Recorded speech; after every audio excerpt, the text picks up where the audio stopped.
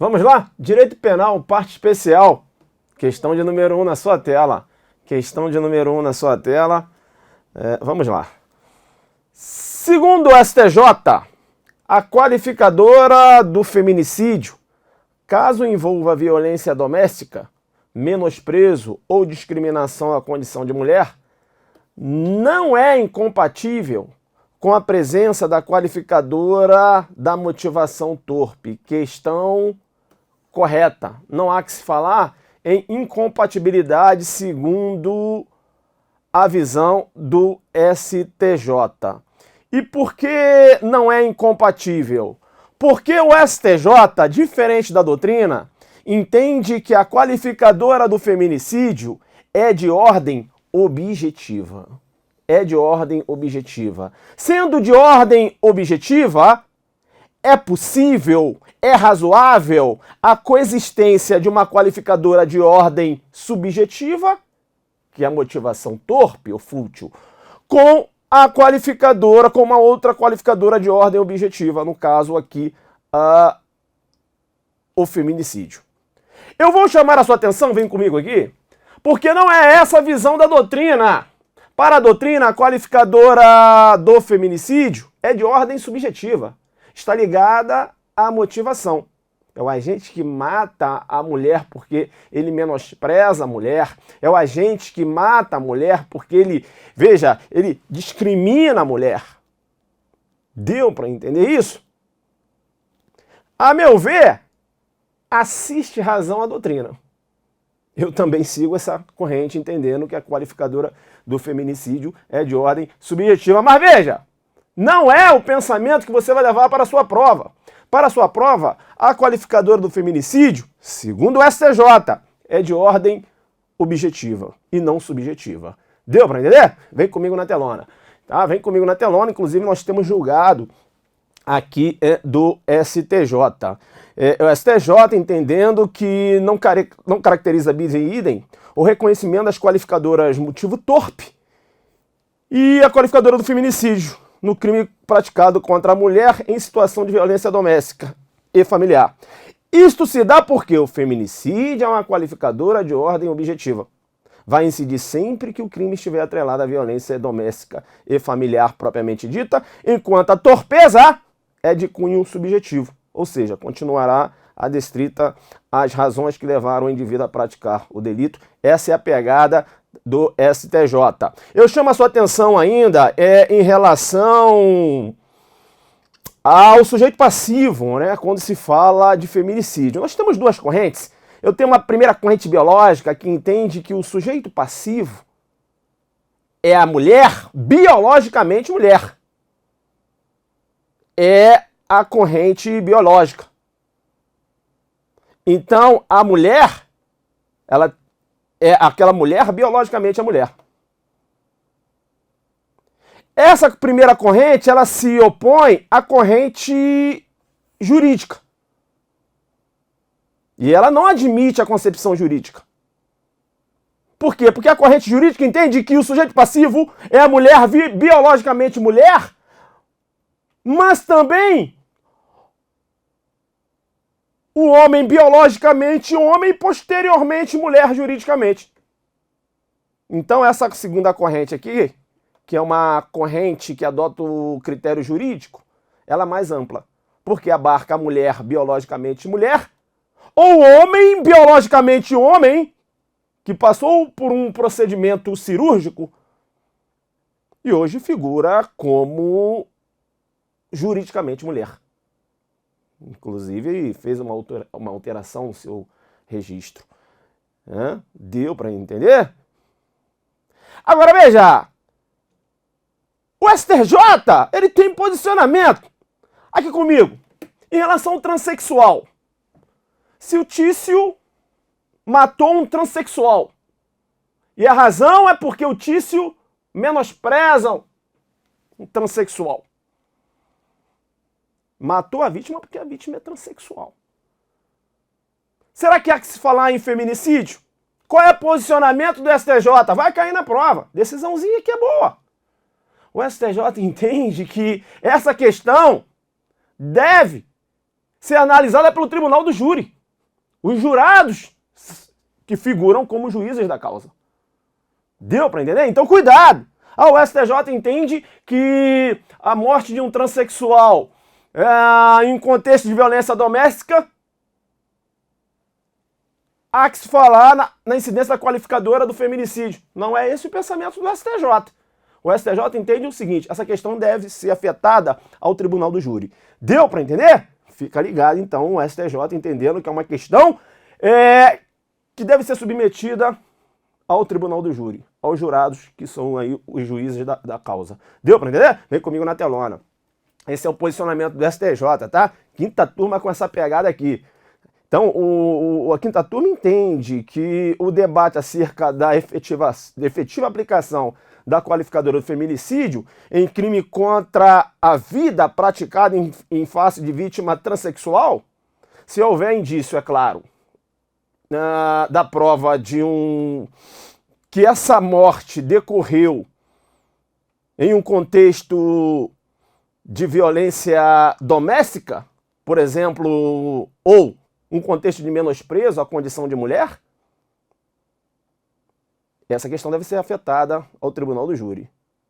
E esse caso é muito interessante, porque o crime teria sido praticado por ódio à identidade de gênero da vítima. Pois enquanto os acusados agrediam fisicamente a vítima, diziam a ela que era para virar homem. Estavam agredindo a vítima ali e dizendo para a vítima: olha, você está aqui sendo agredida, né? Que é para virar homem. Caracterizando, é claro, o menosprezo à condição de mulher. Então, dentro desse contexto, o STJ entende que essa questão deve ser levada ao tribunal do júri, que deve decidir se há incidência da qualificadora do feminicídio ou não. De acordo com a decisão, a sentença de pronúncia deve se ater aos limites estritos da acusação, na justa medida em que serão jurados os verdadeiros juízes da causa. Razão pela qual as qualificadoras somente devem ser afastadas quando evidentemente desalinhadas das provas carreadas e produzidas no processo. Aqui comigo. Ora, se há, o que o STJ menciona aqui, se há uma viabilidade da incidência da qualificadora, porque, veja, essa vítima é agredida pela condição de mulher, ainda que juridicamente, muito embora seja transexual, a questão deve ser afetada ao júri. Só há possibilidade do afastamento de uma qualificadora, como o STJ mencionou aqui. Se aquela qualificadora, há uma evidência de não alinhamento da qualificadora às provas produzidas no processo. Deu para entender? Vem comigo na telona. Então isso é importante.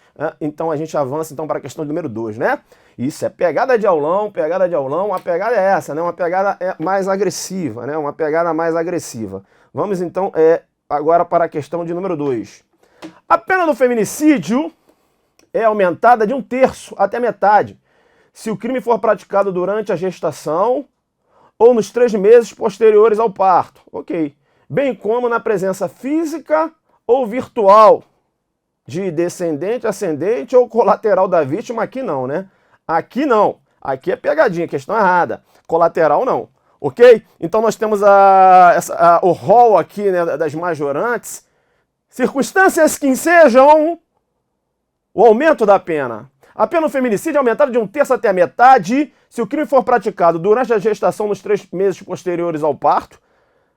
E aqui é interessante porque o agente ele pode responder pelo feminicídio, homicídio qualificado, com a incidência da majorante e, além disso, o aborto. Deu para entender? Se essa morte, a vítima se encontra aí durante a gestação. Aqui, durante a gestação. A possibilidade do agente responder pelo feminicídio majorado e o aborto. E a possibilidade de responder pelo aborto, aqui eu diria em concurso formal de crimes. Deu para entender isso? É importante. Agora aqui, importante ainda, nós temos aqui, essa condição pessoal aqui da vítima, se o feminicídio é praticado contra menor de 14 anos ou maior de 60 anos, enfim. Essas condições pessoais, necessariamente, devem entrar na esfera de conhecimento do agente. Ok? Senão não podemos adotar aqui uma responsabilidade penal objetiva. O direito penal adota a responsabilidade penal subjetiva. E aí o inciso 3. Na presença física ou virtual de descendente ou ascendente da vítima. Não inclui colateral. Deu para entender? Aqui comigo. Nós tínhamos uma discussão acerca dessa majorante. Porque antes da alteração legislativa que ocorreu recentemente, a última, em relação a esse inciso, é claro, a lei mencionava apenas na presença, apenas falava na presença de descendente ou ascendente da vítima. Agora, essa presença era uma presença, abarcaria também a presença virtual? A doutrina majoritária entendia que sim, a minoritária entendia que não. Posteriormente, a lei foi alterada. E agora o legislador expressamente estabelece na presença física ou virtual. Isso fortaleceu um pouco a doutrina minoritária, porque ela falou o seguinte, olha, tá vendo aí? Então, o legislador, quando ele desejou incluir a presença virtual, assim o fez. Porque agora ele alterou a legislação de forma expressa. Então, quando ele se omitiu, é porque ele entendia que era apenas a presença física. Deu para entender? Essa é a pegada, tá? Mas hoje você não tem tanta discussão porque a lei menciona a presença física ou virtual, beleza? Então cuidado com essa pegadinha do colateral, vem comigo na tela. Vem comigo na tela, a gente vai avançando, fica ligado também, tá?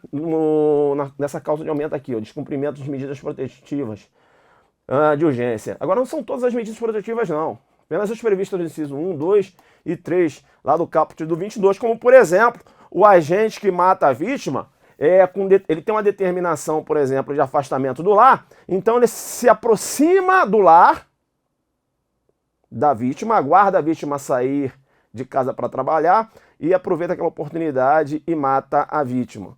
Então, além de responder pelo feminicídio, vai responder, que é o homicídio qualificado, a incidência da majorante. A gente avança então para a questão de número 3. Com a alteração promovida pela Lei 13.964/2019, o homicídio será qualificado caso seja cometido com emprego de arma. Peraí. O emprego de arma, mas é arma de fogo, né? Questão errada, né? Vou considerar errada. Por quê, professor? Arma de fogo. Porque quando ele fala aqui de arma, aqui é amplo. Eu poderia entender como arma branca também. E eu digo mais, não é qualquer tipo de arma. A arma de fogo de uso restrito ou proibido. Porque aquele homicídio praticado com arma de fogo de uso permitido, não há que se falar em homicídio qualificado. Se liga então, artigo 121, parágrafo 2º, né? Inciso 8. Se o homicídio é cometido com emprego de arma de fogo de uso restrito ou proibido. Então, o homicídio praticado com emprego de arma de fogo de uso permitido não qualifica o homicídio. Deu para entender? Agora, fica esperto que esse homicídio qualificado pelo emprego de arma de fogo de uso restrito ou proibido, se liga, se a questão apresentar contextos fáticos distintos. Como assim, professor, aqui comigo? A questão vai mencionar que o Tício adquiriu uma arma de fogo de uso restrito no dia 10 de janeiro. Em dezembro, com aquela arma, ele matou o Meve. Se a questão te dá contextos fáticos distintos, você tem que raciocinar com concurso material de crime. Se deu para entender? Vai responder por porte ilegal de arma de fogo de uso restrito e mais um homicídio qualificado pelo emprego de arma de fogo de uso restrito. Deu para entender? Aí a questão está mencionando, te dando contexto fáticos distintos. Deu para entender? Agora, se a questão nada fala, ok, homicídio qualificado pelo emprego de arma de fogo de uso restrito. Deu para entender? Então fica ligado, né, nessa questão aí. Pode apresentar, o examinador ele pode trabalhar com contextos distintos. Vem comigo na telona. Vem comigo na telona, a gente avança, né? Então vamos aqui já para a questão de número 4. A pegada de aulão é uma pegada mais rápida. Não se compara com o curso. O curso a gente aprofunda. Por isso que eu falo, né? Faz o curso lá adelante. É isso. Aqui é aulão, né? Então a pegada é mais agressiva, né? Muito mais rápida. Segundo a STJ, a incompatibilidade na coexistência da qualificadora motivo fútil com dolo eventual, em caso de homicídio causado após pequeno desentendimento entre o agressor e agredido. Incompatibilidade? errada a questão, não é essa a visão do STJ. O STJ entende que não há que se falar em incompatibilidade. Para o STJ, ainda que o motivo seja... Ainda que o agente venha agir com dolo eventual, a motivação ela pode ser fútil. Veja só essa decisão do STJ. Primeiro eu tenho que mencionar para você que o motivo fútil é aquele insignificante, flagrantemente desproporcional ou inadequado, se cotejado, é claro, com ação ou omissão do agente. Por exemplo, um disparo de arma de fogo provocando a morte da vítima em decorrência de uma discussão de trânsito. Uma desproporcionalidade. Veja, em relação ao dolo eventual e o motivo fútil, veja a inteligência do STJ. Com efeito, o fato do recorrido ter, ao agredir violentamente a vítima, assumido o risco de produzir o resultado morte, e aqui eu vejo dolo eventual, aspecto caracterizador do dolo eventual, não exclui a possibilidade do crime ter sido praticado por motivo fútil, uma vez que o dolo do agente, direto ou indireto, não se confunde com a motivação que ensejou a conduta. Deu para entender isso? Essa é a visão do STJ, entendendo pela compatibilidade entre o dolo eventual e o motivo fútil. E na minha concepção, também a torpeza. Inclusive, nós temos decisão nesse sentido, tanto do STJ como do STF. Dolo eventual, motivo fútil e motivo torpe. A doutrina ela tem uma certa resistência. A doutrina entende pela incompatibilidade. Porém, o STF e o STJ já concluíram pela possibilidade da coexistência do dolo eventual com as qualificadoras do motivo torpe e motivo fútil. Essa é a pegada que você vai levar para a sua prova, ok? Já que eu falei do dolo eventual, joguei um julgadinho aqui, que não vai falar aqui acerca da futilidade, mas é uma contraposição com a embriaguez. O STJ entende que a embriaguez do agente condutor de automóvel por si só não pode servir de premissa bastante para afirmar dolo eventual em acidente de trânsito com resultado morte. Aqui comigo, para o STJ é o seguinte, aqui comigo. O agente ingeriu bebida alcoólica. Esse fato por si só não induz dolo eventual. O agente ingeriu bebida alcoólica, está dirigindo na contramão, aí sim.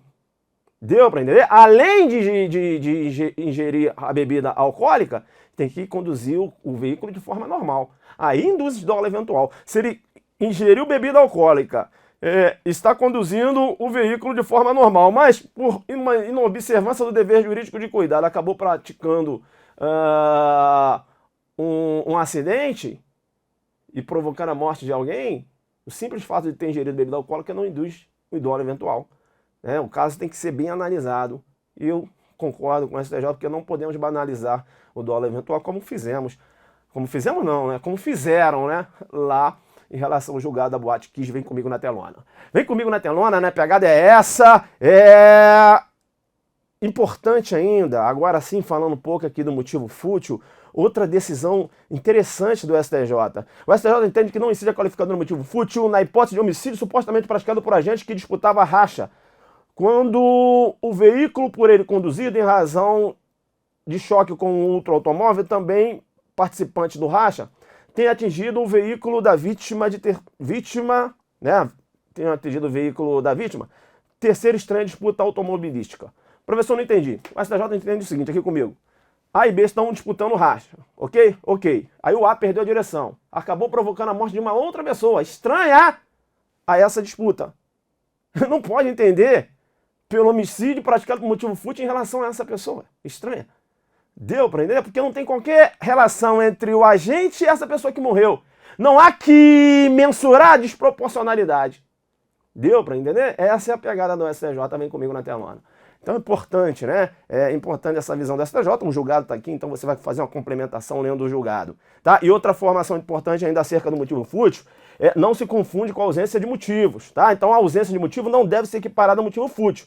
Portanto, o motivo fútil não se confunde com a ausência de motivos.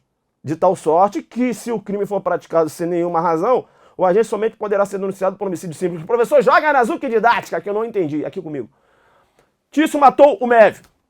Chegou na delegacia, o delegado perguntou: ô Tício, por que você matou o médico? Médio, não tem motivo. Não tem motivo? Não tem motivo. Matei. Mas qual foi o motivo? Não tem. Para o STJ, o Tício só pode ser indiciado por homicídio simples. Diferente. Agora, Caio matou o Paulo. Chegou na delegacia, o delegado perguntou: ô Caio, por que você matou o Paulo? Ah, matei por causa de uma discussão. Discussão de trânsito. Então esse sim será indiciado por homicídio qualificado pelo motivo fútil. Agora veja, aí a doutrina diz o seguinte: há uma desproporcionalidade. Por quê? Porque aquele que mata sem motivo é homicídio simples, e aquele que mata com uma motivação, né? Esse aqui que matou, mas não tinha qualquer motivo. É simples. Esse que matou, a motivação desproporcional, mas tinha uma motivação. É qualificado? Então tem essa discussão na doutrina, beleza? O STJ abarca esse entendimento contrário? Não. Para o STJ, a ausência de motivo não se confunde com motivo fútil. Então a ausência de motivo vai responder para homicídio simples. Vem comigo na telona. A pegada é rápida, né? Vamos para a questão de número 5. Questão de número 5 é na sua tela. Questão de número 5 na sua tela. Vamos lá então. Caso Francisco mate Paulo com emprego de veneno, haverá nessa hipótese a possibilidade da coexistência desse tipo de homicídio, que é homicídio qualificado pelo meio insidioso, né? Mas vai depender se a vítima não tinha conhecimento de que se tratava de veneno, mas vamos continuar. Então, há a possibilidade da coexistência desse tipo de homicídio com um homicídio praticado por motivo de relevante valor moral, ainda que haja premeditação. Possibilidade de coexistência. É a questão correta. Questão correta, porque nós podemos falar aqui do homicídio híbrido. Veja, quando eu falo de homicídio híbrido, por quê? Porque ao mesmo tempo que o homicídio é praticado por relevante valor moral, o agente lança a mão de um meio que qualifica o homicídio. Eu vou dar um exemplo.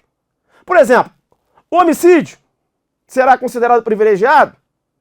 Vamos pegar o exemplo aqui da questão.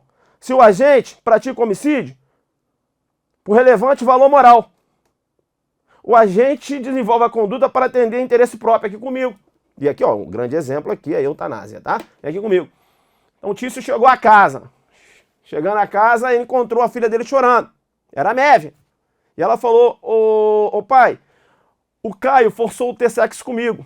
E o Tício, muito chateado com aquilo, decidiu: vou matar o Caio. E ele planeja: eu vou matar o Caio e vou utilizar veneno para isso. Encontra com o Caio. E o Caio ali num momento de descontração com o Tício, né? Conversando. E aí ele aproveitou que a diminuição de vigilância do Caio e colocou uma substância venenosa no café do Caio. Estavam ali tomando um café. E o Caio acabou ingerindo aquele café e morreu. Eu tenho um homicídio que ao mesmo tempo uma motivação de relevante valor moral.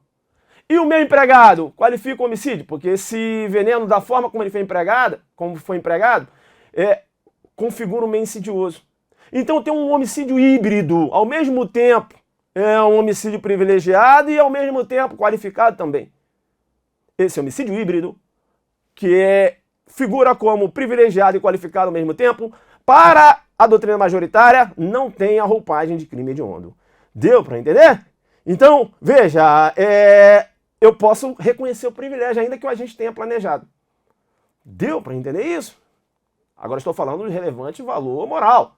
Por quê? Porque vem comigo na tela.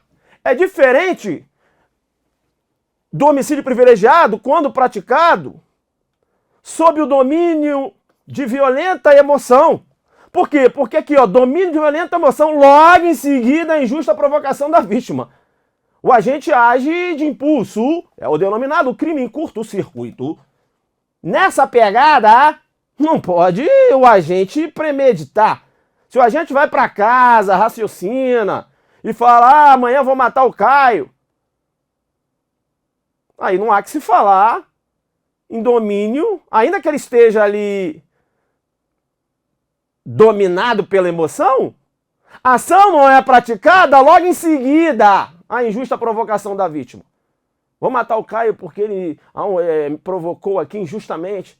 Mas a ação não foi logo em seguida, ele foi para casa, planejou, aí não há que se falar de reconhecimento de privilégio. Se liga nessa pegada aí, ok?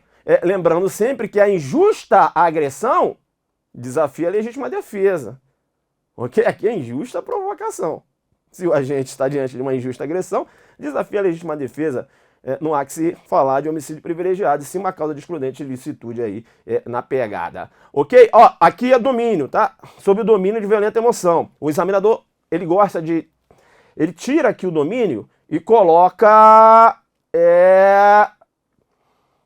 a influência de violenta emoção. Se na questão lá na prova aparecer com a gente, praticou o delito de homicídio sob a influência de violenta emoção, logo em seguida a injusta provocação da vítima, não há que se reconhecer homicídio privilegiado, e sim a aplicação da atenuante genérica aqui. Ok? Então, eu mencionei aqui que é possível a configuração do homicídio qualificado e privilegiado, desde que a qualificadora, outra coisa também importante aqui comigo, essa figura híbrida do homicídio qualificado e ao mesmo tempo privilegiado, essa qualificadora necessariamente, obrigatoriamente tem que ser de ordem objetiva, meio de execução. Eu não posso ter um homicídio privilegiado e ao mesmo tempo ser um homicídio motivado pela torpeza ou futilidade.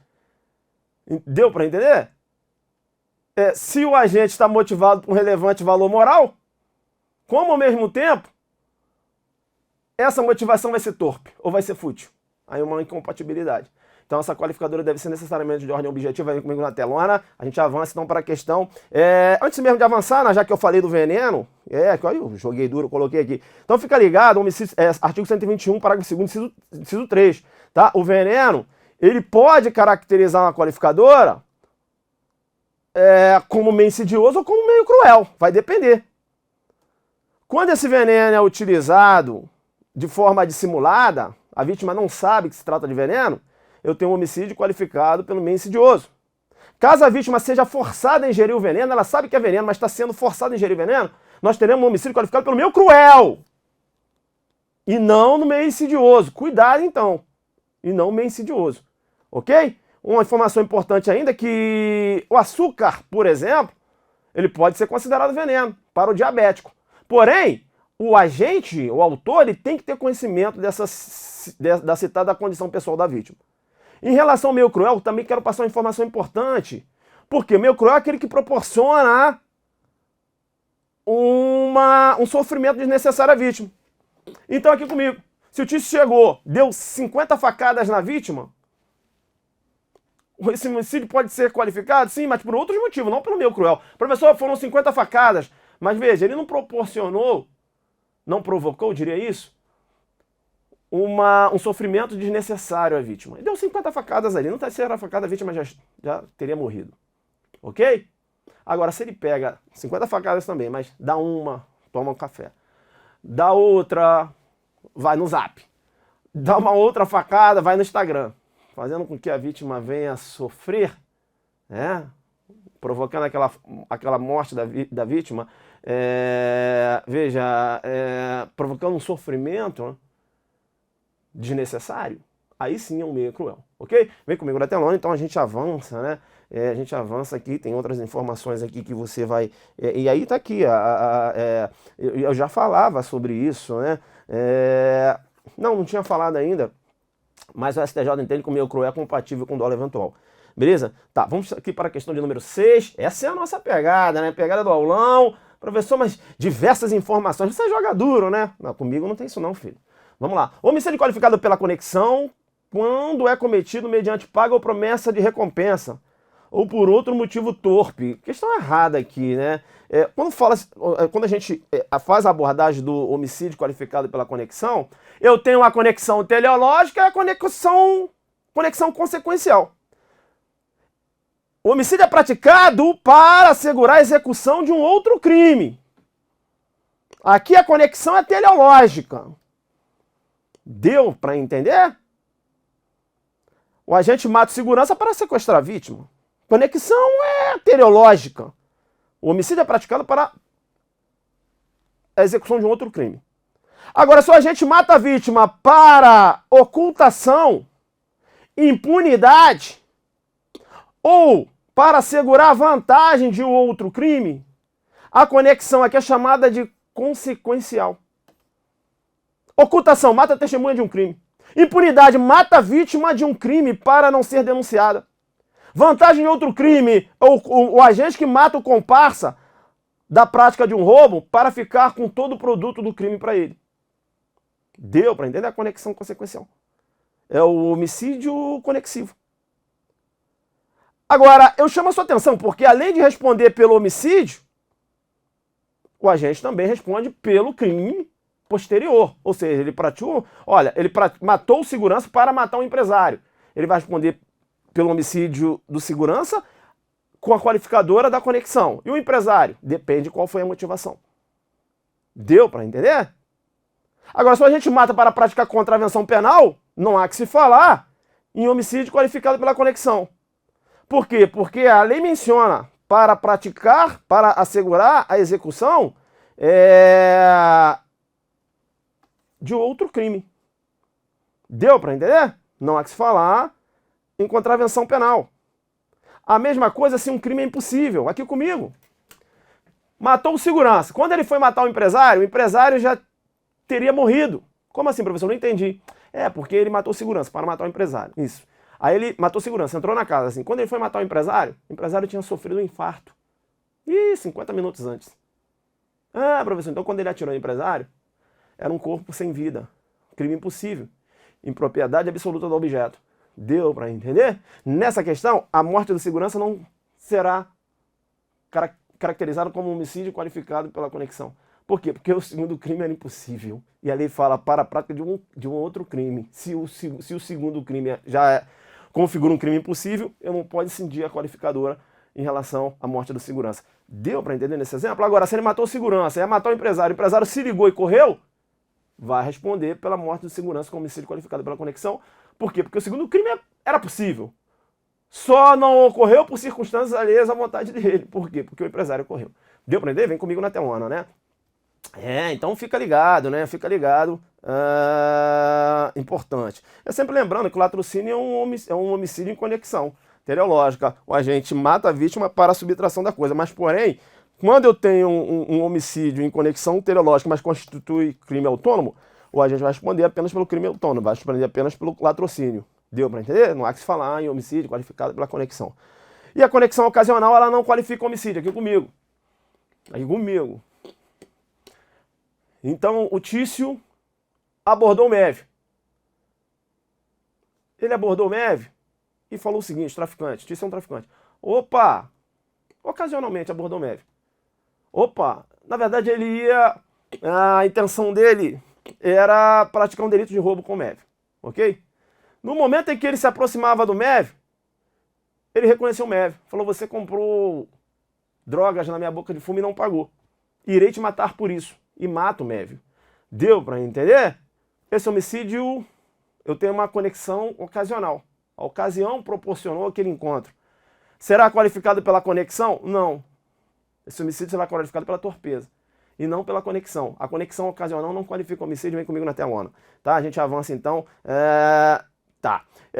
Antes mesmo aqui de fechar a questão, né? Porque a questão falava aqui, eu fiz aqui um link, falava do homicídio praticado mediante paga ou promessa de recompensa. Então aqui eu vou falar do homicídio mercenário, que é aquele homicídio praticado mediante paga ou promessa de recompensa. Já caracteriza o motivo torpe. Aqui comigo. Só pra gente fechar logo essa questão aqui. A pergunta que se faz é a seguinte.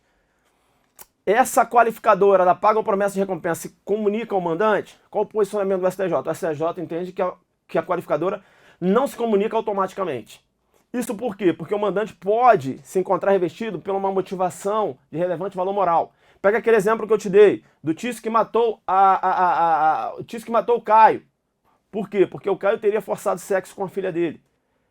Ok? Ok. Só que agora, retira o Tício praticando esse homicídio com as próprias mãos. Ele agora contratou um pistoleiro. O pistoleiro matou o Caio. Ok? Ok. O pistoleiro vai responder pelo homicídio qualificado pela paga ou promessa de recompensa. Beleza. E o Tício, que contratou o pistoleiro, vai responder apenas pelo homicídio privilegiado. Por quê? Porque a motivação dele é de relevante valor moral. Deu para entender? Então, veja, é o que eu falei, ele não pode responder pelo homicídio privilegiado pelo relevante valor moral e, ao mesmo tempo, qualificado pela torpeza. Deu para entender? Então o STJ entende que depende do caso. Agora, se eu tenho dois irmãos, aí o genitor desses irmãos faleceu, e aí tem uma herança aí. Aí um irmão manda matar o outro, o pistoleiro, homicídio qualificado pela paga ou promessa de recompensa. E esse outro irmão, homicídio qualificado pela torpeza também. A paga ou promessa de recompensa, paga ou promessa de recompensa é uma torpeza. É a qualificadora torpe, né? É um exemplo de qualificadora torpe. E esse irmão matou por herança, que também é um motivo torpe. Então ambos respondendo pela torpeza. Agora um pela paga ou promessa de recompensa e outro mandou matar pela herança. Deu para entender? Isso é importante, né? Vem comigo na telona. Então tá aqui a informação. Vamos agora avançar para a questão número 7. Professor, a pegada, né, professor? Não tem essa não. O Código Penal brasileiro permite 3 formas de aborto legal. O denominado aborto terapêutico, empregado para salvar a vida da gestante. Ok. O aborto eugênico, permitido para impedir a continuação da gravidez de fetos ou embriões com graves anomalias. E o aborto humanitário, empregado no caso de estupro. Opa, aqui tá errado. Por quê? O aborto eugênico configura crime. Né? Não faça confusão com a anencefalia. Aborto eugênico configura crime.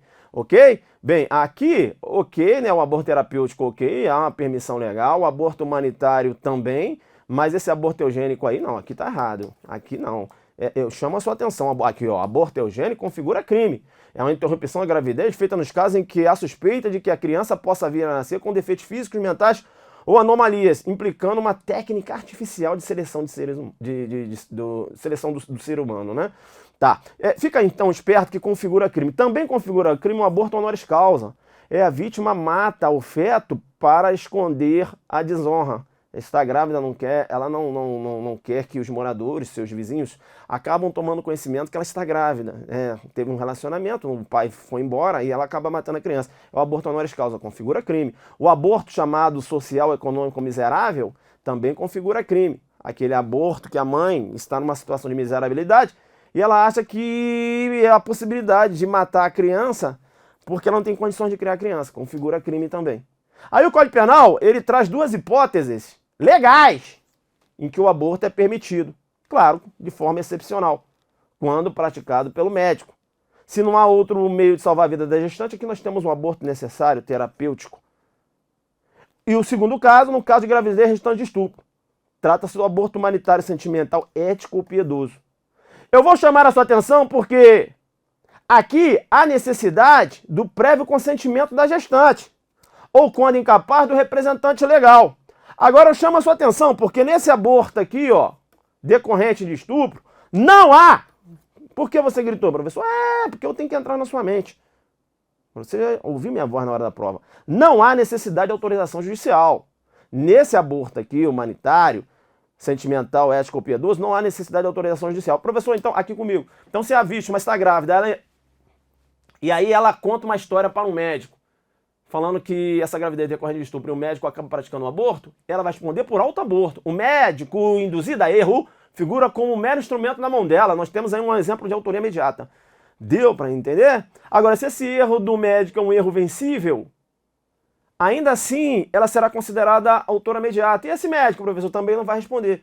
Por quê? Porque quando o erro é vencível, a exclusão do dolo, a gente responde a título de culpa. Eu pergunto, a figura do aborto culposo? Não. Então o médico também não responde, ainda que o erro de tipo seja vencível. Ou seja, o médico, tanto no erro de tipo vencível, como no erro de tipo...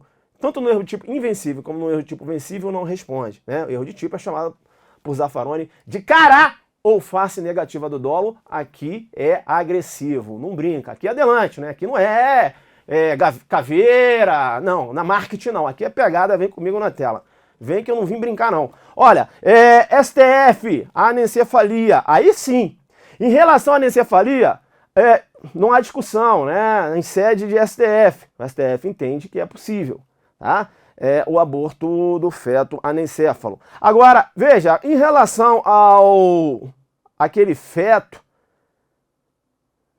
a vítima se encontra grávida, aí nós temos aí uma gravidez, né? Veja, e aí a possibilidade dessa interrupção da gravidez no primeiro trimestre de gestação, Qual é a decisão? Olha, essa decisão é uma decisão isolada ainda, tá? Não temos uma decisão de pleno, mas temos uma decisão da primeira turma do STF entendendo que é possível o aborto.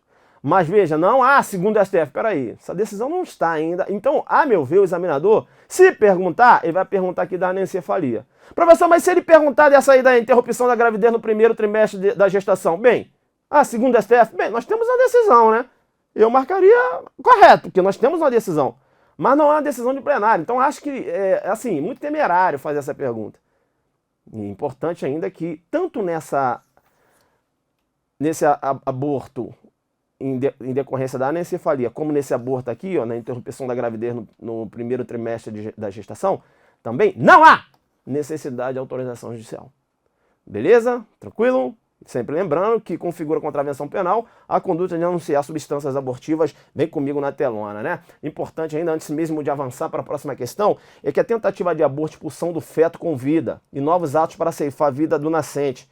O agente vai responder por aborto tentado e homicídio, que pode ser homicídio tentado ou consumado, em concurso material de crimes. Tentou praticar o aborto, a criança acabou nascendo. E aí ele praticou novos atos para matar a criança, vai responder por 2 crimes, tentativa de aborto e o homicídio. Por quê? Porque se essa criança realmente venha a morrer dessa nova ação do agente, o homicídio será consumado. Se ele tentou matar a criança, a criança já tinha nascido ali, né? O feto tal, aí já nasceu tal, e aí praticou novas ações, mas não conseguiu matar, tentativa de aborto, tentativa de homicídio. Deu para entender? Agora, se ele pratica manobras abortivas, a expulsão do feto com vida, e posteriormente, em decorrência das citadas manobras, né, a criança vem a morrer depois, a doutrina diverge.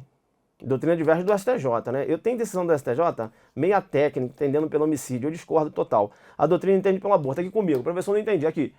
A vítima está grávida, aí o tício bateu na barriga da vítima, sim. Aí nasceu a criança. Posteriormente, quando a criança tinha ali 1 ano, a criança morreu. Mas qual foi a causa-morte? Em decorrência dos golpes que ela sofreu quando era feto ainda. Tempo do crime. Considera-se praticado o crime no momento da ação ou omissão, ainda que outro seja o resultado. Então, no momento do crime era feto. E ainda que venha a morrer depois, mas se há um nexo de causalidade em relação aos golpes, aos ferimentos que ela recebeu quando estava no ventre, tem aborto. Independente se já estava ali com 1 ano, 2 anos, tecnicamente falando. O STJ já entendeu por homicídio aí, complicado, né? Vem comigo na telona, né? Vem comigo na telona. E outra informação importante, a tentativa de suicídio resultando em aborto. Corrente majoritária entende que a mãe deve responder por aborto consumado ou tentado.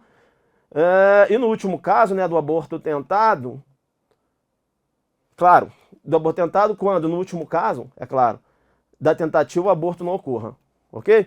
E a gravidez de gêmeos? Aqui comigo, filho! Aqui é agressivo. Tem gravidez de gêmeos, professor? Tem? Porque o adelante, porra, aqui não brinca. Mãe está grávida, de gêmeos, ok? Ok. O agente tinha conhecimento que ele tinha conhecimento na cabeça dele que era apenas uma criança. Aí ele golpeou a barriga da mulher, dolosamente, para provocar o aborto. Mas a intenção dele era matar uma criança. Mas tinha 2 crianças. Professor, dolo eventual? Não. Ok?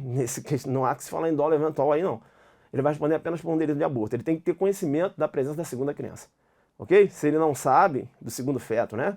Quando falar criança e feto, aí você está entendendo, né? Se está no ventre é feto, enfim. Se ele não sabe, nós temos respondendo apenas por um delito de aborto. Por quê? Não podemos homenagear a responsabilidade penal subjetiva. Não entrou na esfera de conhecimento dele a segunda gravidez, né? O segundo feto, eu diria. Né? Segunda gravidez, não. Segundo feto, na mesma gravidez. Joga comigo na tela. Vem comigo na tela, aí sim, né? Aí eu avanço agora para a questão de número 8, né? Essa é a nossa pegada, né? A pegada do adelante. Pegada do adelante concursos. Essa é a pegada. Em se tratando de homicídio doloso simples, o juiz poderá deixar de aplicar pena caso as consequências da infração atinjam o próprio agente de forma tão grave que a sanção penal se torne desnecessária. Questão errada. Questão errada. Homicídio doloso, não, né? A possibilidade aqui do perdão judicial quando homicídio culposo. Na hipótese de homicídio culposo, o juiz poderá deixar de aplicar a pena se as consequências da infração atingirem o próprio agente de forma tão grave que a sanção se torne desnecessária. Sempre lembrando que o perdão judicial é uma causa, tem natureza jurídica de causa extintiva da punibilidade. Tá? E outra coisa, é um ato unilateral. Ainda que o agente entenda que não deva ser perdoado, se o juiz entender que as consequências do fato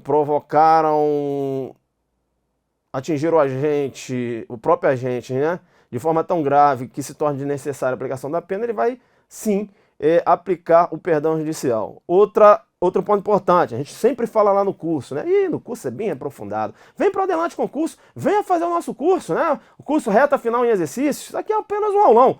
Mas eu estou aqui quebrando o seu galho, né? Porque você joga duro comigo. Então eu vou passar aqui, tentar dar uma resumida no curso que a gente fez. É um resumo bem superficial. Não chega nem perto do curso que a gente fez. Ok? Mas vamos lá. Para o STJ deve haver uma relação íntima de afeto entre a vítima e o agressor. Entre a vítima e o autor do fato. Aqui comigo. A STJ entende o seguinte: que está conduzindo um veículo automotor, ok? Ok. Levando a namorada. Ok, a namorada fala o seguinte: olha, Tício, vamos passar na casa da minha amiga. Minha amiga. E vamos levá-la também para o local, para a festa, né? Estamos indo para a festa. Vamos levá-la também para a festa. O Tício, ok. Aí o Tício está conduzindo o veículo automotor, entra a amiga da namorada dele. Conduzindo o veículo automotor por inobservância do dever jurídico de cuidado e perdeu a direção do veículo. Morreu a namorada do Tício e a amiga da namorada. Vai ser possível o perdão judicial? STJ, apenas em relação ao homicídio da namorada. E a amiga da namorada? Ele não tinha qualquer relação de afeto com ela. Relação de afeto não é íntima de afeto, não é namoro, não é isso. Afeto. Um carinho que você tem pelo amigo, deu para entender? Esse é o contexto. Então o STJ entende que nesse caso não será possível o reconhecimento do perdão judicial em relação à pessoa que o agente não tinha qualquer relação íntima de afeto. A amiga da namorada dele não é amiga dele. Deu para entender? E tem que ser uma amizade também, que não é que um colega que não vê, não. É uma relação de afeto para ser reconhecido o perdão judicial. Ok? Vem comigo na telona. Tá. Importante ainda, é uma situação que a gente acaba comentando no curso. Às vezes eu quero falar o que eu falo no curso aqui no aulão, vem comigo, tem um pena do aluno ir sabe, o aluno não fez o adelante, sabe, ele vai para uma prova dessa despreparado, fico com pena. Eu tento resgatar no aulão, tentar o máximo, né, pegar o que eu falei no curso. Claro que não tem como, mas vamos lá. Cuidado, porque eu falei relação de afeto, mas há a possibilidade do reconhecimento do perdão judicial afastando essa concepção de relação de afeto. Quando as consequências da infração atingir o próprio agente de forma tão grave, como menciona o 120 parágrafo 5º. Eu te dou um exemplo que poderia ser afastando um pouco essa inteligência do STJ. Nesse caso, em que o Tício... Agora, vamos colocar aqui, o Tício deu carona para uma pessoa que ele não conhece, ok? Ok. Perdão de direção do veículo automotor. Perdeu. Essa pessoa morreu. Há possibilidade de reconhecimento do perdão judicial? Em tese não, porque ele não tinha qualquer relação de afeto com essa vítima, sim. Mas eu tenho que falar para você que o Tício acabou numa cadeira de roda. Deu para entender? Então veja, ou se ele ficou, ou ficou tetraplégico, ou ficou paraplégico. Nessa circunstância, o juiz vai considerar as consequências da infração. Olha como atingiu. Deixou o cara numa cadeira de roda ou deixou o cara em uma cama. Nessa circunstância, ainda que não tenha uma relação de afeto, o juiz pode entender pela concessão do perdão judicial. Então essa questão de não ter relação de afeto não é uma questão absoluta não, depende como foi o acidente e as consequências da infração. Vem comigo na telona, tá? Importante ainda que o perdão judicial é possível nos crimes de trânsito, né, por analogia em Bonaparte, e a decisão que consegue perdão judicial é uma decisão declaratória instintiva da punibilidade. Eu vou para a questão número 9. Durante luta corporal... Ih, professor, tá jogando duro, hein? Durante luta corporal, o carro desferiu um golpe de facão contra a mão de seu contentor, né? Estava ali o seu oponente, que veio a perder 2 dedos. Nessa situação, Carlos praticou o crime de lesão corporal de natureza grave, por resultar debilidade permanente de membro. 2 dedos. Correta questão, correta questão, correta questão. Não há que se falar de lesão gravíssima, não. 2 dedos. Veja, aqui, ó, comigo. Mão. Aí sim, mão é membro. Dedos não, ok? Então aqui é lesão corporal grave. Se ele perdesse uma mão, aí sim, lesão corporal gravíssima. Não faça confusão entre órgãos duplos e membros duplos. Perdeu uma mão, tem a outra. Então é lesão corporal de natureza grave. Você vai errar. Membro é diferente de órgãos. Né? Se foi comprometido um olho, mas o agente consegue enxergar com o outro olho, a lesão corporal é grave, e não gravíssima. Agora, quando eu trato de membros, ainda que o agente tenha uma outra mão, aqui é gravíssima e não grave. Vem comigo na telona, tá? Estamos aqui tratando de lesão corporal. E a gente aprofunda no curso e, né, joga aqui na doutrina, faz um aprofundamento, e essa é a nossa pegada.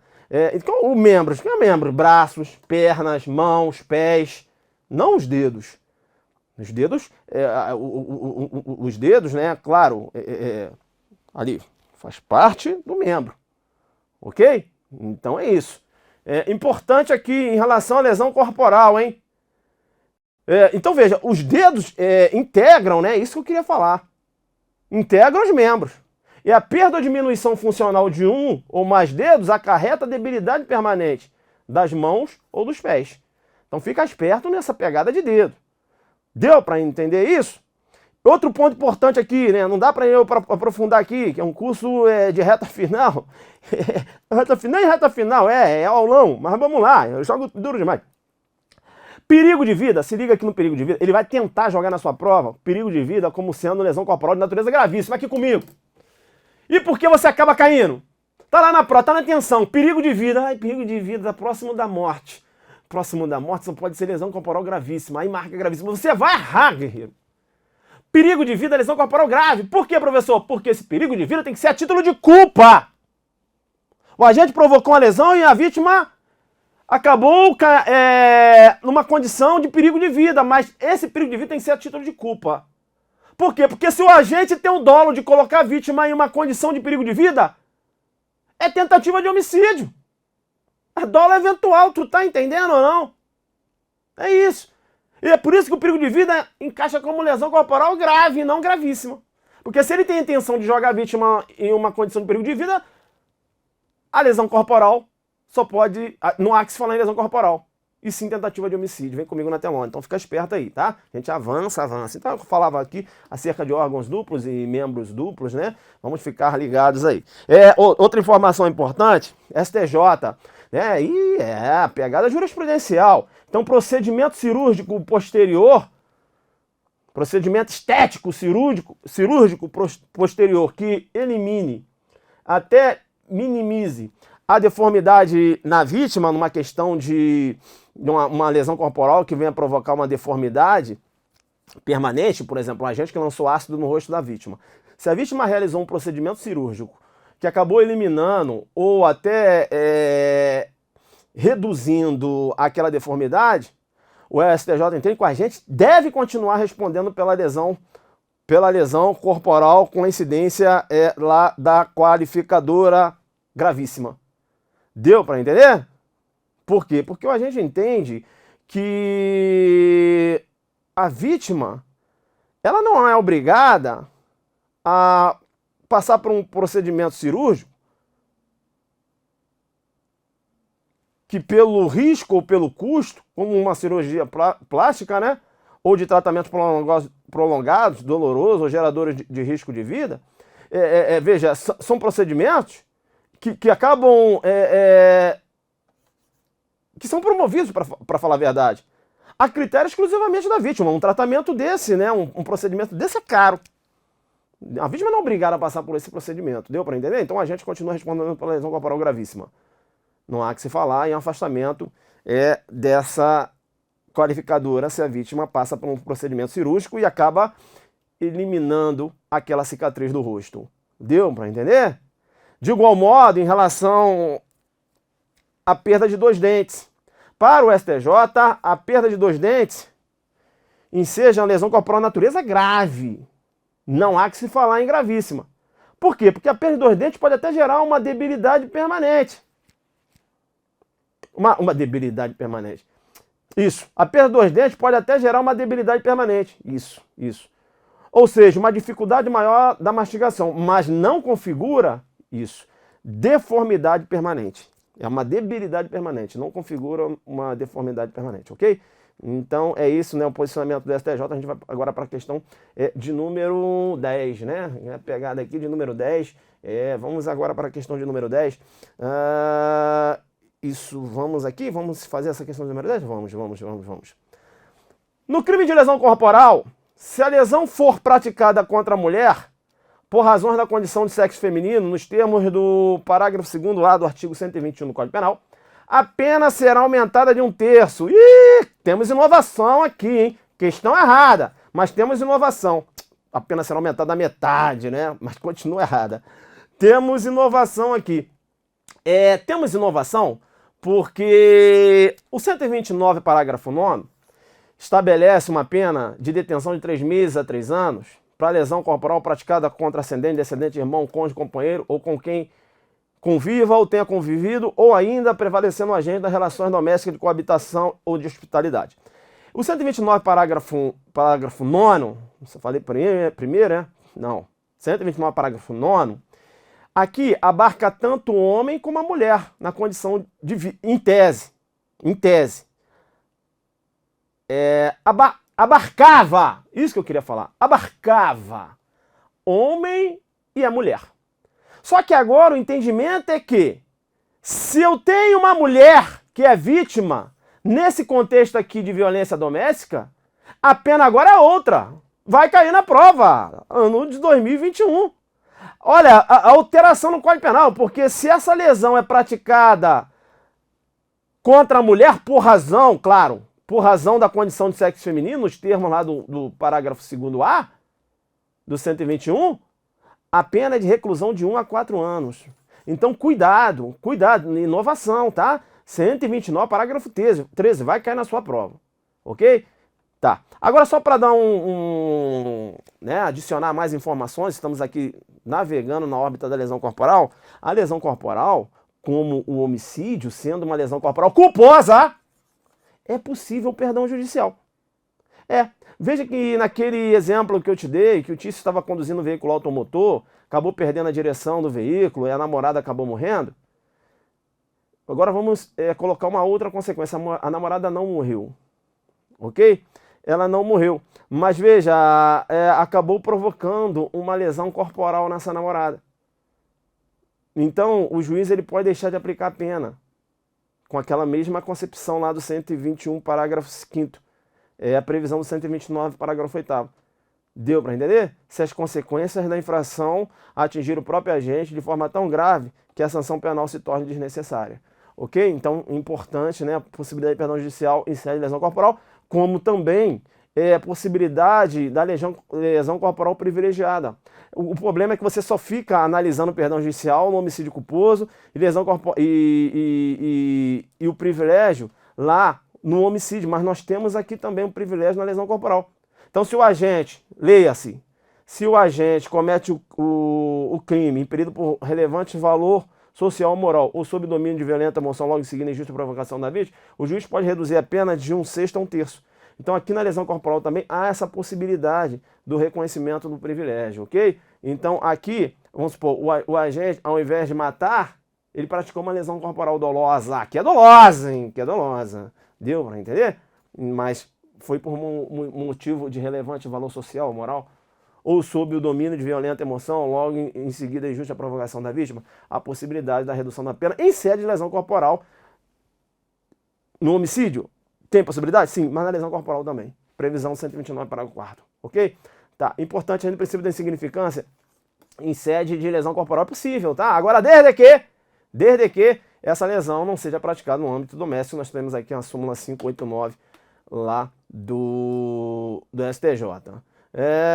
Importante também, essa questão cai aqui comigo, que essa merece. Então, se cai na sua prova, o Tício empurrou o MEV e o MEV acabou batendo com a cabeça no chão e morreu, e está lá, lesão corporal seguida de morte. Se você marcar correto, você vai ganhar no meio da cabeça, você é infante.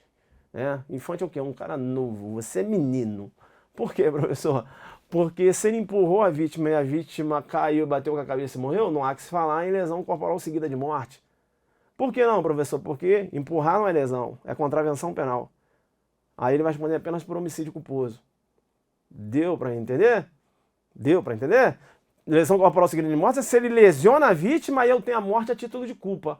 Aí eu tenho aí o préter doloso. Tá? Então, cuidado com essa questão, que já caiu em prova. Aí um aluno que fica panguando, que não faz o adelante, já errou. Que já chegou a lesão corporal seguida de morte. Cadê a lesão aí? Você tem vias de fato, empurrou via de fato. Então fica ligado, né? Fica ligado, vias de fato. Então vem comigo na tela. Tá? E outra informação importante, lesão corporal funcional, né? Aquela lesão praticada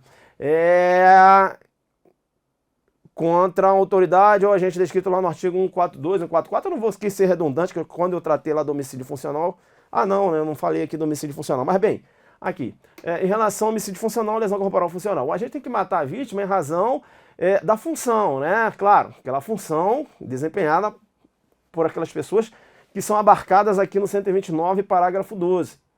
Um delegado de polícia, por exemplo, matou o delegado de polícia porque o delegado o investigou. É homicídio qualificado, é um homicídio funcional, na incidência da qualificadora. Ok? Agora, muito interessante, que ele pode matar uma pessoa que não é um delegado de polícia, mas matou em decorrência de erro na execução. Realizou disparo de arma de fogo, errou na execução, acertou uma outra pessoa. Ainda assim, o homicídio será funcional. Ele queria acertar um delegado, mas acabou acertando uma outra pessoa. Ainda assim, o homicídio será funcional porque eu tenho um erro na execução. Tá, em relação à lesão corporal funcional, o mesmo raciocínio, né? Ele deve lesionar, vou lesionar o delegado porque o delegado, Tício lesionou o delegado porque o delegado o investigou. Aí sim, eu tenho uma lesão corporal funcional. Em relação à lesão corporal funcional, vem comigo na tela. Informações importantes aqui, porque se essa lesão corporal funcional, caso seja gravíssima, será considerado crime hediondo. Tá? Então fica esperto, por quê? Porque a lesão corporal funcional de natureza grave não é considerado crime hediondo.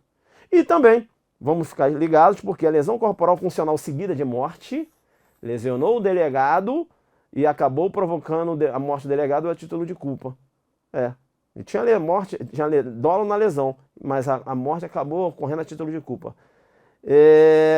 Fica ligado, porque nesse caso, ainda que seja um crime préter-doloso, será considerado crime hediondo. Lesão corporal funcional seguida de morte é considerado crime hediondo. Ok? Aqui comigo, então, é agressivo, né? Foi agressivo nesse bloco aí. E é isso. Eu volto para mais um bloco. Ok? Um abraço.